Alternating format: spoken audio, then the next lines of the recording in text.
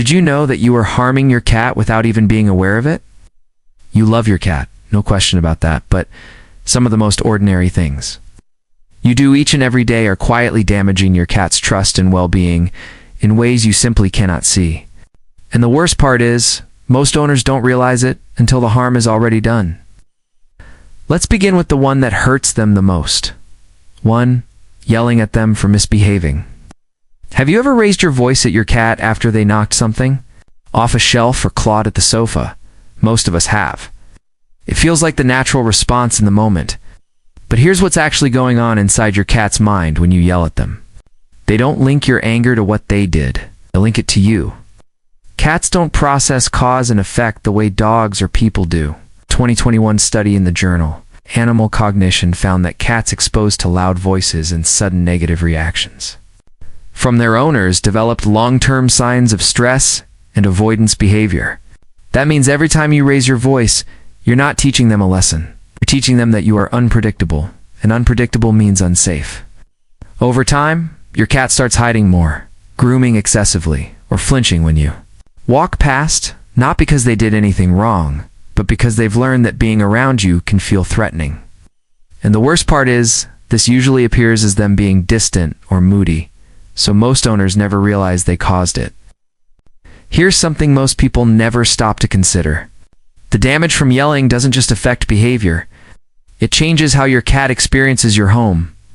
And later in this video, I'm going to talk about how the environment you build around them can either ease that stress or make it far worse. But first, let's talk about something else you probably do every single day without a second thought. 2. Picking them up whenever you feel like it. How many times a day do you pick up your cat simply because you want to? They're sitting there looking adorable. You walk over, scoop them up, and hold them close. It feels like affection, but to your cat, it can feel like something entirely different. When you pick a cat up without warning, you're taking away the one thing they value above almost everything else: control. Cats are not built like dogs.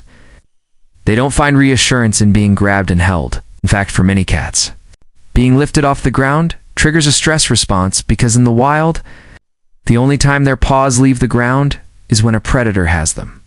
A study published in the Journal of Veterinary Behavior found that cats who were frequently picked up by their owners showed higher levels of cortisol, the stress hormone, compared to cats whose owners allowed them to initiate contact. That means every time you scoop them up for a quick cuddle, their body is quietly going into survival mode. And here's what makes it complicated. Some cats put up with it. They go limp. They don't scratch, so you assume they're okay. But tolerating something and enjoying it are two completely different things. The fix is simple, but powerful. Let them come to you, sit down, make yourself available, and wait. When a cat chooses to be near you, that bond is 10 times stronger than anything you could force, and you'll notice the difference almost right away.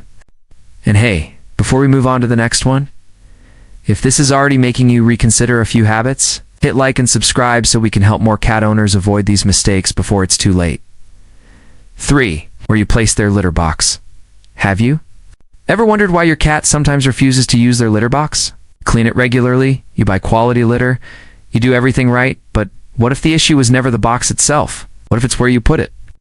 Most owners place the litter box in a basement, a closet, or a tucked-away corner because, honestly, nobody wants to look at it. But here's what you're not considering.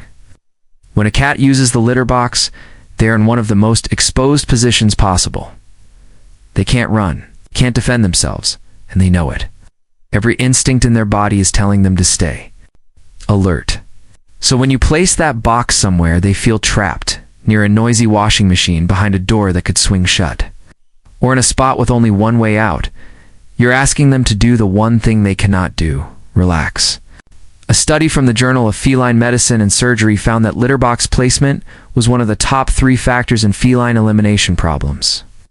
Cats who had their boxes in calm, open areas with more than one exit path showed significantly fewer stress-related behaviors than cats whose boxes were hidden away. And when a cat starts avoiding the box, most owners think it's a behavioral problem. They get frustrated, they punish.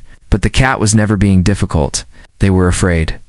The ideal setup is straightforward.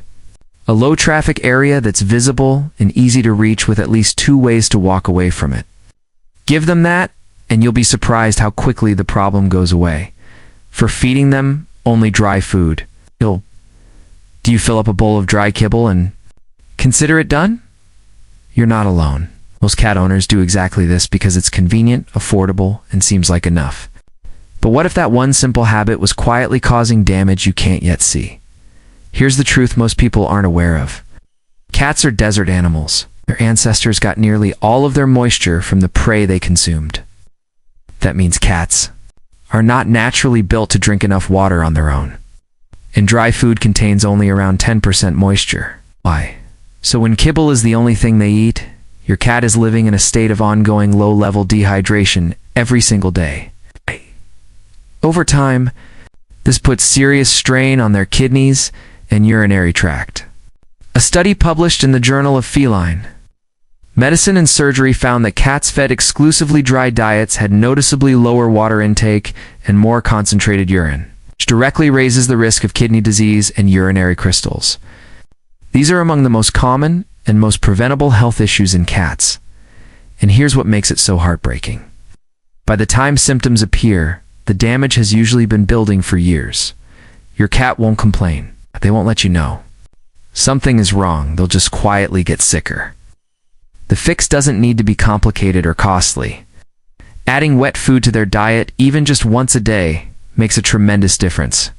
If you want the best option available, Royal Canin is the gold standard when it comes to quality and nutrition.